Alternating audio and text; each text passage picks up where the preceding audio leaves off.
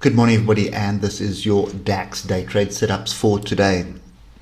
So nothing really changed. We did end up with an inside bar off the 155 EMA on the daily. Look to the left, there's a whole lot of support and resistance to the left. So there is chaos here, and that's pretty much what we have at the moment.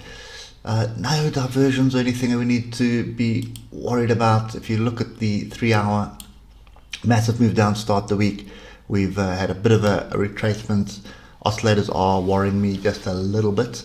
So you can see we already have diversions here. There's a previous low, and there's a current high, low, low, and price is so far away from there. I suspect that that diversion is going to play out. So I am looking for shorts off this market at the moment, but I need to be short of structure. So we've got gaps everywhere, which is never a good sign. You can see we've got a daily gap here, we've got a little bit of a closing gap here, and then we've got a gap to the upside. So at the moment, it's kind of in no man's land. Futures are flat at the moment. We're flat around the 15,270 area. That's kind of where we are. If you look at the oscillators have crossed over.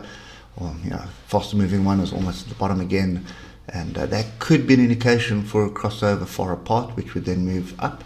That would make sense because a strong move, consolidation or flag, and then second move up. So that's kind of the view that I've got at the moment. But to be honest, I think rather just wait and see. We should be looking for shorts on the lower time frames, but on the higher time frames, we should be looking for a long bouncing off the 155. So there's nothing that really indicates the direction one way or another. Just switching across to 15-minute, and you can see we had this consolidation here for quite some time yesterday, pretty much most of the day. Didn't follow the US markets low, but did consolidate. And for as long as we stay below these moving averages in the 15, that is a recipe for a move to the downside. So what are we looking at? I think the easiest thing to do here is just clean the chart up. Let's put structure in there, and then let's put structure in roughly there.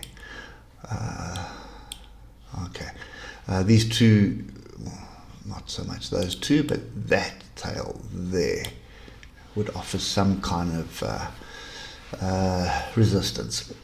Okay, so we've moved up, strong move up, we've gone sideways in a channel. So we need to break the channel and retest. So for me at the moment, the logical move is to the downside. So break, sort of gap down, bounce off something lower, and then come back and test this area. That's a great opportunity for a short with a stop up here. Converse is true if we break through the structure here, come back and test it, which is going to be a difficult one because it's right at the edge of the gap. So it's almost like if it does break up there, it's long for gap close and then sort of a stop below. I don't think we're going to break out of this range until much later today. And basically the whole European trading session, I think, is going to be pretty much stuck in this range or in a slightly wider range until we get the Feds come out with their noise this afternoon or this evening time for Europe. So I'm kind of sit on hands. If it does break to the downside this morning, there's definitely merit for shorts, and that makes sense on the 15-minute, and it makes sense on the hour as well, because we are below all the moving averages. But I'm going to need to see some kind of a structure before looking at that. So kind of a 50-50 call. That's the problem. So for me, we'll trade the range. I think the range break to the downside. If we do break to the upside, then I'm just waiting. I'm going to be trading along for the gap close. That's kind of the structure that we have at the moment. And if I just move the range, you can see there the range is gap close, and then the range break to the downside is almost it'll be gap close to the downside as well. So that's kind of the trade that I can see at the moment. I don't see anything else right now. So wait for the break and retest, or alternatively just take the break with a stop, like something like that. It's 133 point risk either way for 130 point gain. So it's a one-to-one trade. Anyway, hope it helps, and we'll catch up with you tomorrow morning. Cheers for now.